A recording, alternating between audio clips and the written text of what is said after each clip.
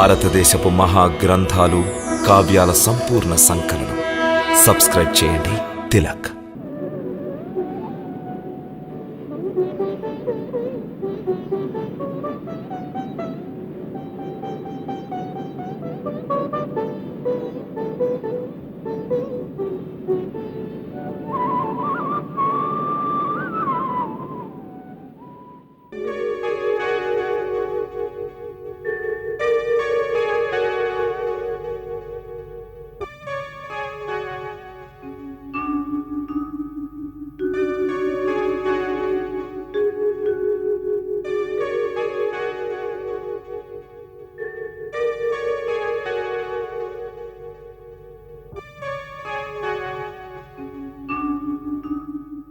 సముద్రుని దారి చూపమంటున్నాడా?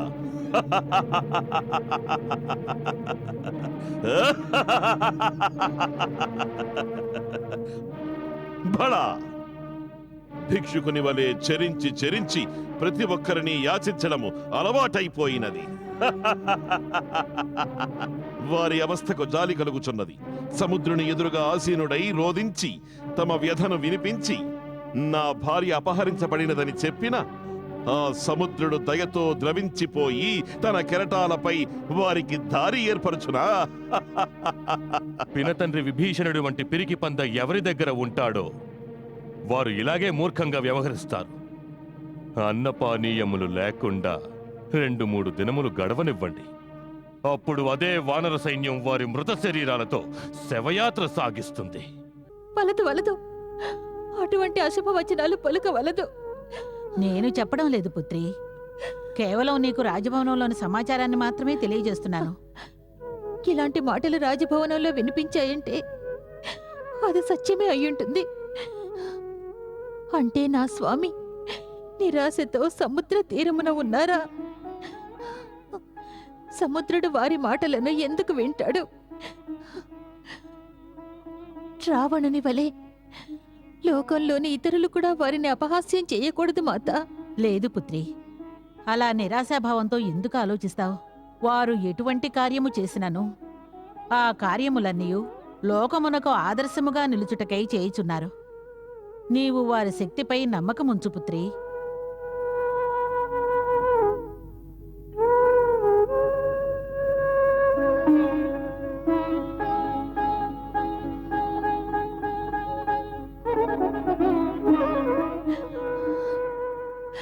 వారు అన్నపానీయాలు విసర్జించి తపస్సు చేయుచున్నారు.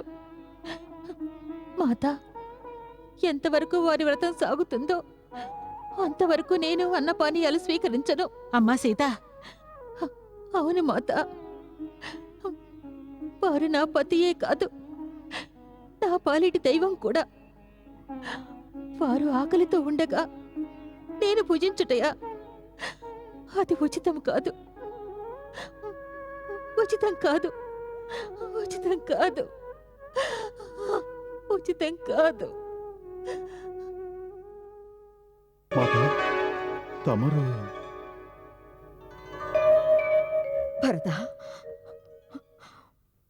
భరత, నా రాముడు ఏదో కష్టంలో ఉన్నాడు. తానేదో ఆపత్సాగరములో మునిగిపోతున్నట్లున్నాడు. తమరు ఏమంటున్నారు మాత? అది అసంభవం. లేదు, నేను నిన్నటి రాత్రి స్వప్నములో రాముడు సాగర మధ్యమునకు వెళ్లి కూర్చున్నట్టుగా చూడడం జరిగింది. వెంట సీత కనిపించలేదు. తను ఒంటరిగా ఉన్నాడు, ఆకలితో ఉన్నాడు, దప్పికతో ఉన్నాడు. అతడు నెమ్మది నెమ్మదిగా సముద్రంలో మునిగిపోతున్నాడు. భరత, తక్షణమే నీవు నీ అగ్రజని జాడ తెలుసుకో. తను ఏదో ఆపదలో చిక్కుకున్నాడు. వానికి సహాయం చేసే బాధ్యత నీపై ఉన్నది. ధైర్యంగా ఉండండి మాత, ధైర్యంగా ఉండండి. అగ్రజునికి ఎలాంటి ఆపద కలగదు. వారు మరలివచ్చు సమయం ఆసన్నమైనది గనుక వారి ఆలోచనలతో తమ మనసు కలత చెందినట్లున్నది. నిజానికి వారి శక్తి ముందు ఈ లోకములోనే కాదు, త్రిలోకములలోనూ ఎవ్వరూ నిలువజాలరు. చూడు మాత, వారి పాదుకలపై ఉంచిన పువ్వులు ఏ ఒక్కటి వాడిపోలేదు. అన్నీయూ ఇప్పుడే త్రుంచిపెట్టినట్లున్నవి. శాస్త్రానుసారం ఇదంతయు శుభసూచకమే. లేదు, శాస్త్రములు రాసే వారి శకునములన్నీ తప్పు కావచ్చు, కానీ మాతృహృదయ సూచన ఎన్నటికీ తప్పు కానేరదు. నేను స్పష్టముగా చూశాను.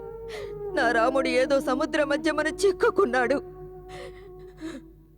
భరత, భరత, చెప్పు, ఇక్కడి నుండి సముద్రం ఎంత దూరంలో ఉన్నది?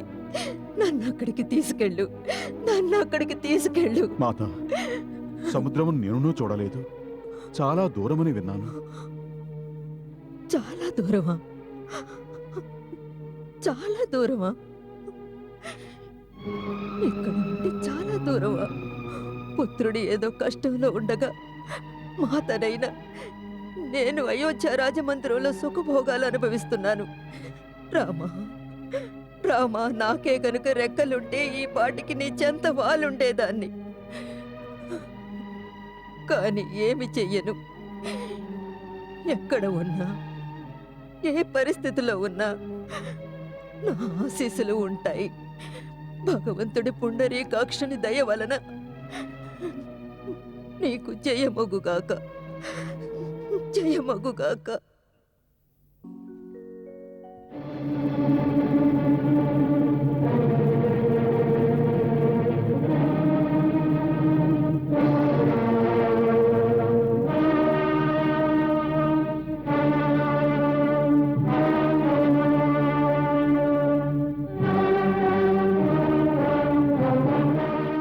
హే మహాసాగర, భూతకాలము సాక్ష్యము.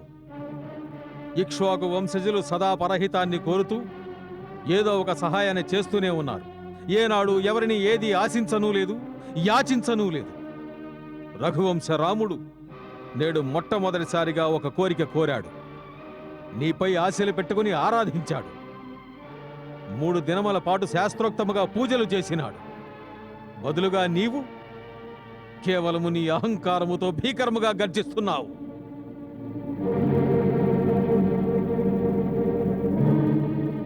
మదోన్మత్త జలధి, నీపై రాముని ప్రార్థన ఏ ప్రభావము చూపలేదా? నీవు రాముని వినమ్రతను అతడి అసమర్థతగా భావించి నిర్లక్ష్యం చేస్తున్నావా? ఈ లోకం నేటి వరకు రాముని కృపనే చూసింది, వాని కోపమును చూడలేదు.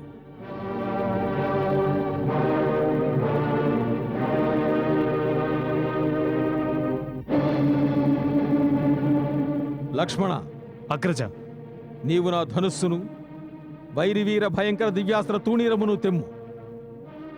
నేడు లోకము రాముని ఆగ్రహమును చూస్తుంది. అటులనే అగ్రజ. ఈ కార్యము ఆ క్షణమే చేసుంటే మనకి 3 దినములు వృధా కాకపోయిండేవి. ఇప్పుడిక ఒక క్షణము కూడా వృధా కానివ్వను. నీవు నా ధనుర్బాణములు తీసుకురా. అటులనే అగ్రజ.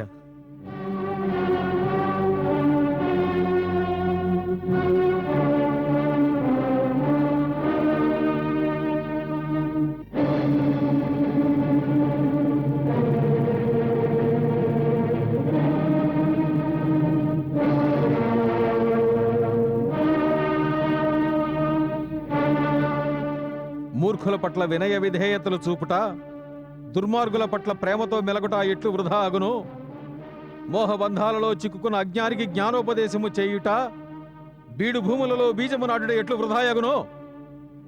అదే విధముగా నీ వంటి అహంకారి ముందు రాముని వినయమునకు పూజలకు విలువలేదు. పంచభూతముల సాక్షిగా, అష్టదిక్పాలకుల సాక్షిగా నేనీ కార్యమును చేయుచున్నాను. నా వద్ద సప్త సముద్రములను శుష్కింపజేయగల శక్తి ఉన్నప్పటికీ నేను వరుణదేవునిపై గౌరవముంచి పూర్తి వినయముతో, నిర్మల హృదయముతో సముద్రుని పూజించినాను. సేనా సమేతముగా సంద్రమును దాటుటకు వీని సహాయమును అర్థించినాను.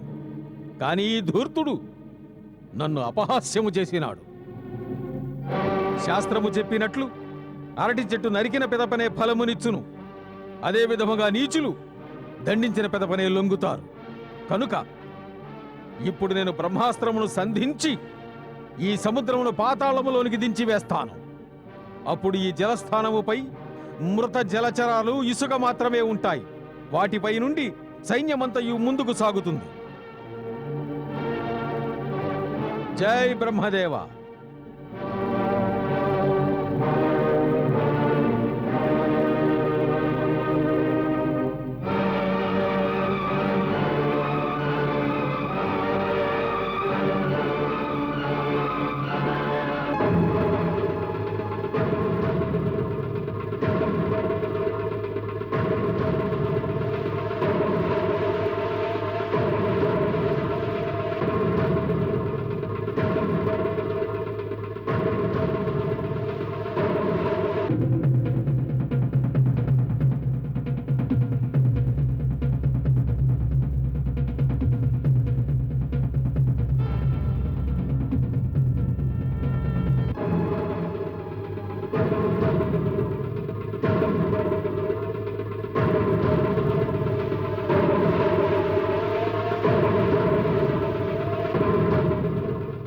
త్రాహి మాం త్రాహి మాం త్రాహి మాం త్రాహి మాం త్రాహి మాం.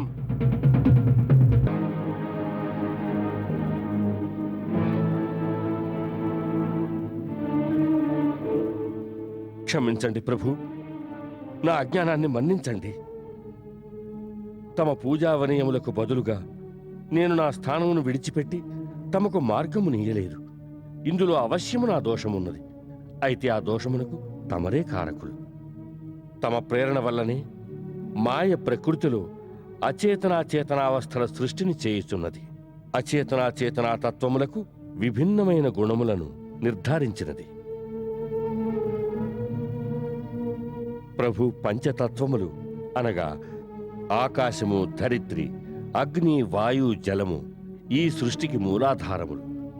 ఈ 5 గుణములు, హద్దులు, స్వభావములు తమ అంగీకారముతోనే నిర్ణయించబడినవి. నాలో సహస్ర తరంగములు ఎగిసిపడుతూ ఉంటాయి. కానీ నేనెన్నడూ నా హద్దును ఉల్లంఘించలేదు. నా స్వభావం ప్రశాంతమైనది. కానీ నేడు తమ బాణము దానిని కలచివేసినది. ఒకవేళ జలము తన నియమమును ఉల్లంఘిస్తే అది తమ ఆజ్ఞోల్లంఘనమే అవుతుంది. తమరు సర్వసమర్థులైన ప్రభువులు. తమరు బాణము సంధించవలసిన అవసరము లేదు. తమరి ఇచ్ఛా మాత్రమునని నేను శుష్కించిపోతాను. తమ సేన నిరాటంకముగా ఆవలి తీరమును చేరుకుంటుంది. కానీ భగవాన్, దానివల్ల నా గౌరవము, నా నియమము రెండిటికీ భంగము వాటిల్లుతుంది.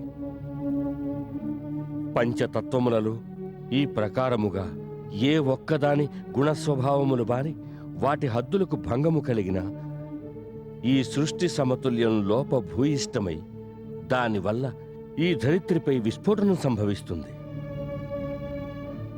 ప్రభు, ఎప్పుడో సంభవించనున్న ప్రళయము ఇప్పుడే కోరుకుంటే తమకు అధికారమున్నది.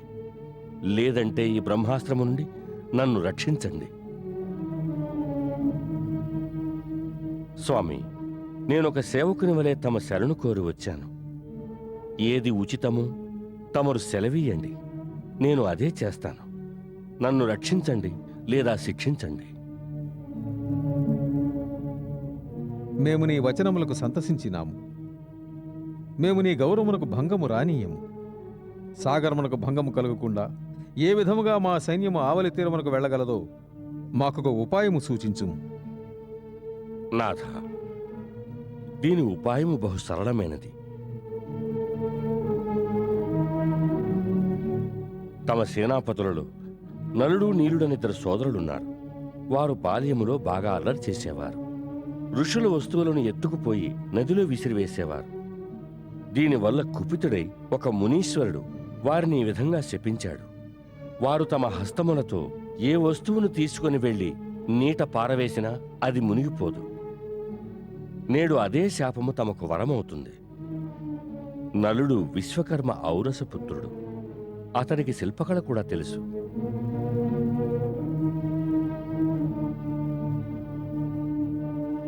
ఆ ఇరువురు సోదరులు తమ చేతులతో నీటిలో బండరాళ్లను వేస్తూ సముద్రము పైన సేతు నిర్మాణం ప్రారంభిస్తే లంక వరకు చక్కని సేతువు నిర్మించబడుతుంది. దానిపైన నడుస్తూ తమ సైన్యము సముద్రపు ఆవల తీరమునకు చేరవచ్చు. నేను మాట ఇస్తున్నాను, సముద్రంలో పడవేసే బండరాళ్లను, దానివల్ల నిర్మితమయ్యే సేతువును నేను భరిస్తూ సేతు నిర్మాణంలో వారికి స్వయంగా సహాయం చేస్తాను. ఈ విధముగా సముద్రుని బంధించడం వల్ల ముల్లోకములలోనూ తమను ఎంతగానో కీర్తిస్తారు. హే రత్నాకర, హే సాగర, మేము నీ పట్ల ప్రసన్నులమైనాము. నీ ఉదారత వలన మేము నీ ప్రేమకు రుణగ్రస్తులమైనాము.